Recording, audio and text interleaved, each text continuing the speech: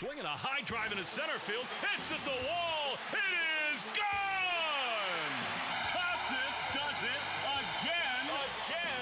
It's gone! It's into the bullpen! This game is tied! This game is tied! He swings and rips one to center field. It's high, it's deep, it's back, it's gone!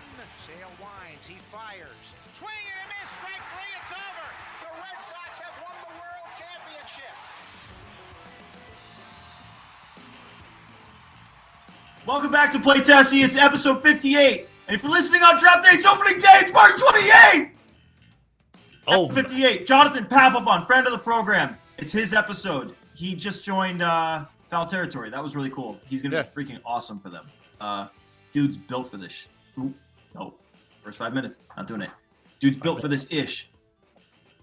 This is the official podcast of being sleepless in Seattle, which is what we're going to be all weekend, staying up for all these games.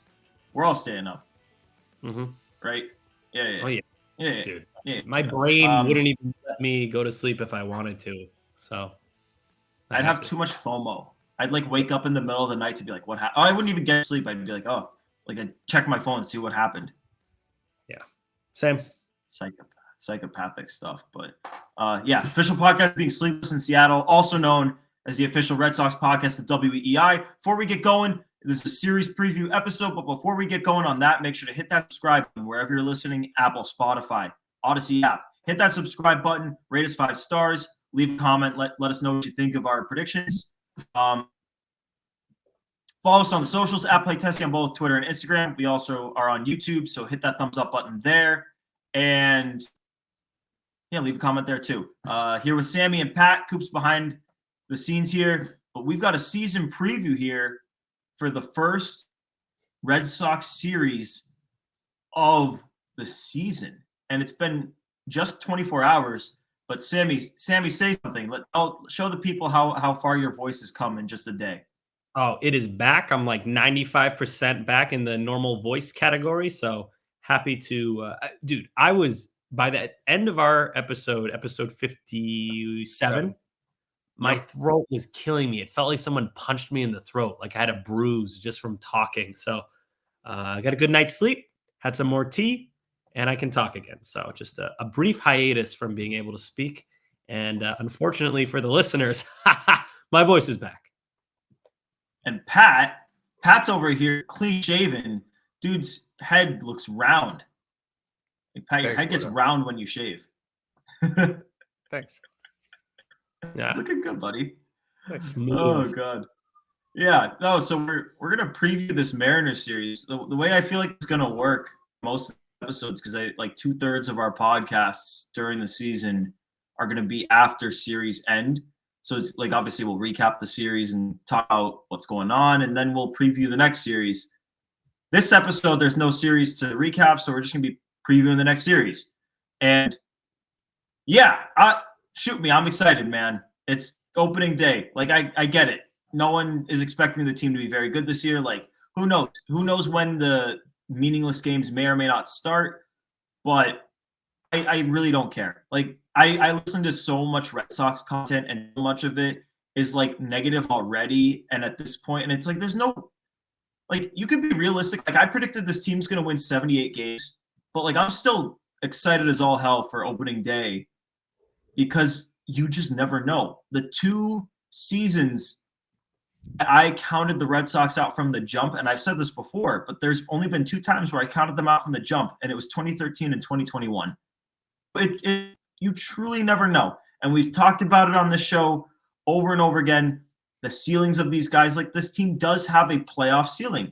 So guess what? We're going to watch the games to see if they can hit that ceiling. And I'm going to be excited for these games until they fall out of it. I don't know how you guys are feeling. Like, are you excited for opening day? Yeah, there's something beautiful about being 0-0, clean slate. Every team's got a shot except for the A's and the Rockies. And who knows what'll happen? It's friggin' baseball. It's not like, and no shade towards other sports, but like basketball, I feel like you know who's going to be in the playoffs pretty early on. Baseball is so random, so weird. I don't give a flute because we're not at the 5-minute mark yet. I can't swear, but in about 10 seconds from now, I will be able, just killing time here, Oh, to here you say go. Hold on. We may have started it. Hold on. Don't do it exactly. Give it like 3 seconds of what? I don't give a fuck about what the projections say. I want to see this team play. Let's see. What if Houck's a good starter? What if Whitlock's a good starter? What if Cutter is who we think he is? What if Pavetta is who? I'm ready. Oh, Gordo, great intro, by the way. You like screamed into the mic. I echo that sentiment. I'm excited, man. Like, come on. Like, let me live. I love baseball. I love watching the Red Sox. The games matter until they don't. Like, just let us have it. I like when they throw the ball and hit the ball and catch the ball. I like all three of those. Pat, are you excited or are you you're gonna piss on us right now? Like, what's going on? I'm not gonna sleep tonight. All right. Wait. This is a story I've not told on the podcast. Oh, let's hear it. I think it was 6 or 7 years in a row. I believe it was 6 or 7 years in a row on Christmas Eve. I was a kid. It was like ages 5 to 9, 5 to 10, whatever it was. I would get so excited on Christmas Eve that I would throw up. Wow. I would throw up on Christmas Eve 6 years straight because little fat me knew Santa was coming in the morning, and I would just go, oh, and just throw up everywhere. Yo, did I ever tell you that, that's hilarious? You were like a puppy, like a pug getting overly excited. You're like, yeah. Wait, hold on. Exactly. So that's how I feel. Is Pat about to tell us that he's going to throw up tonight? Are you going to throw up tonight? Dude, you better puke. No. I said I have that level of excitement. I'm not going to throw up tonight. Not going to. I don't know, man. I might throw up tonight. We'll have to. Yeah, I was going to say, keep us posted on that. Like, you might throw up. This guy's painting the dish reverse. Did I ever tell you guys about SEAL Team socks? No. What's that? So when I was in college, back in like 2013, we started doing this thing where my roommates and I would wake up at 2 or 3 in the morning and walk to Fenway for the home opener and just sit out there. And every year, the news would come over and be like, "What the fuck is wrong with you guys? Why are you here?" And we would give some crazy interview. Like, we would say insane shit. Like, my friend said one time that this was our Hajj to Mecca, and Mecca is Fenway, and it's all about the journey to find spirituality at Fenway, something like that. And yeah, shout out my friend Drew. He just coined us SEAL Team socks. So we would go there every year, and it's like the same group of people. And the weirdest thing was there's one guy, I don't remember his name, but he would show up at 3 in the morning for the home opener with a sign, and he would stand out there with a sign, and it was like all this pictures of the Red Sox. It was like no statement or anything. He would stand out there until probably 9 a.m. So like 6 hours out in the cold with a sign, speaking, he'd sometimes talk to the news, talk to the people waiting in line, and then he wouldn't go to the game. He would just go home. It's the weirdest thing ever. And he was there every single year with the same sign, saying the same shit, and he would just go home. I don't get it, but hey, whatever makes you happy. So yeah, SEAL Team socks. Good for him. Mm-hmm. Yeah, and you know what? I do remember you telling me about going to Fenway like at 3 a.m. There was one time I gave the most obnoxious interview ever. It was when the Patriots had just won the Super Bowl and the Red Sox won the World Series, and I was like, it's hard being a Boston sports fan because you would think it's easy because Boston wins all the titles, but that means you're watching the most stressful games and it puts gray hairs on your head. So really nobody has it tougher than Boston fans.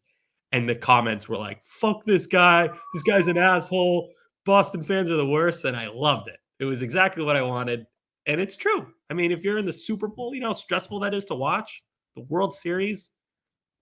Oh, I've thought about this before. It's like anytime you think of, oh my God, like I can't handle something, I think to myself like, oh, like I watched the Patriots like need 2 touchdowns and 2-point conversions to tie a game and go to overtime.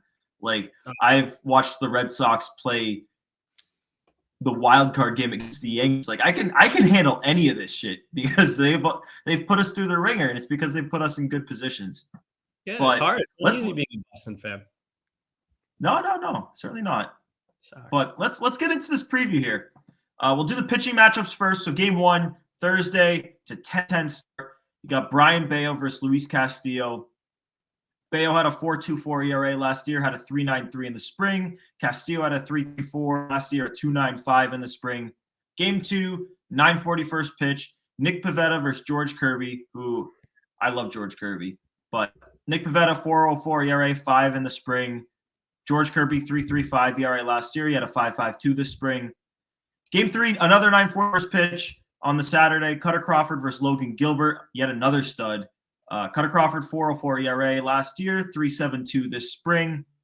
Logan Gilbert last year had a 3.73. This spring, he kind of got rocked, 6.75. But as we know, spring stats, like, you take them with a grain of salt because these guys work on shit and sometimes it gets hit.